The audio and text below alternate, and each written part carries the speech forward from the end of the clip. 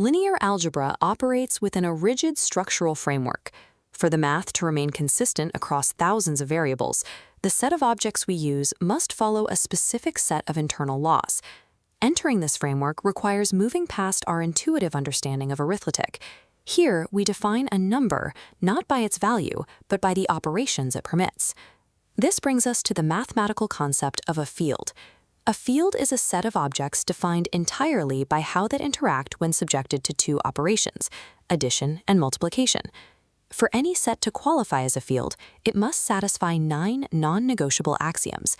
We can test common mathematical sets against these 9 axioms to see which ones provide a stable enough environment for algebraic scaling. Proving a set is a field establishes a guaranteed foundation. Without it, operations like division can become undefined, making the results of a matrix calculation logically inconsistent. These requirements fall into 3 categories. The first 5 axioms are the rules of traffic. They ensure that addition and multiplication are commutative, associative, and distributive. In a field, the order and grouping of your operations cannot change the outcome. Then there are the anchors, axioms 3 and 7. A field must contain a unique 0 element for addition and a unique unit element 1 for multiplication. Finally, we have the rules of reversibility. Every element must have an additive inverse that returns it to 0, and every non-zero element must have a multiplicative inverse that returns it to 1. These 9 rules constitute a binary system. Failing even a single axiom disqualifies the entire set from being a field. This 9-point filter acts as a diagnostic tool. It allows us to determine if a set of numbers provides the mathematical stability required for high-dimensional algebra. We can begin by testing the set of positive integers, 1, 2, 3, and so on. This set complies with the traffic rules. You can add or multiply any 2 positive integers in any order without breaking the logic of the set. The conflict appears at axiom 3, the additive identity. The rule requires an element that satisfies the equation x plus 0 equals x. The set contains 1, 2, and 3, but not 0. Because 0 is not a positive integer, it fails the identity requirement. Lacking a 0 also triggers a failure in the inverse axioms. Without a 0 to sum toward, the set cannot provide additive inverses like negative numbers. Without these anchors, the positive integers cannot support the bidirectional logic needed to isolate variables.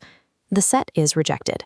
If we expand our test to include the full set of integers, including 0 and negative numbers, we resolve the additive errors. This set now contains the additive identity and the necessary inverses. It passes every check until it reaches the second operation. The integers get caught at axiom 8, the multiplicative inverse. Multiplying a non-zero element by its inverse must equal 1. To satisfy this for 2, we need 1/2, but 1/2 isn't an integer. This inability to generate fractions makes the set insufficient for division. The solution is the set of rational numbers, denoted by Q.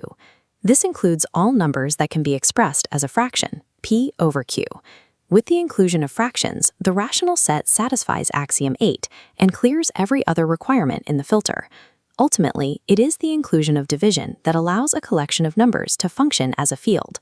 Scaling further, we reach the complex numbers. This set satisfies all 9 axioms, providing a massive environment for linear algebra. Fields can be nested. A subfield is a smaller subset within a parent field that maintains its own field status. They are defined by algebraic closure. Adding or multiplying elements inside the boundary always keeps the result inside that boundary. Take numbers of the form x plus y times the square root of 2, with rational x and y. Multiplying them yields a number of the exact same form, never spilling into the broader complex plane.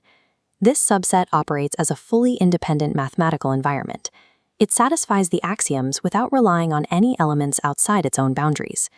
Subfields allow us to restrict our calculations to specific, predictable environments, while maintaining the same logical rules used in the largest fields. Beyond the axioms, fields are also defined by a property called the characteristic. This property describes what happens when we repeatedly add the unit element, 1, to itself. In certain finite fields, this continuous addition eventually loops back to equal 0. The specific number of additions it takes to reach 0 defines the field's finite characteristic. This differs from the complex numbers and their subfields, where adding 1 to itself will never result in 0. Here, the sequence extends infinitely. This is known as characteristic zero. In most linear algebra, we assume we are working in a field of characteristic zero to prevent scalar multiplication from unexpectedly collapsing to zero. These assumptions provide the theoretical framework for advanced study, as detailed in Hoffman and Kunze's work on the subject. Differentiating between looping and infinite fields secures the logic of scalar multiplication, providing the axiomatic certainty required for the theorems that follow.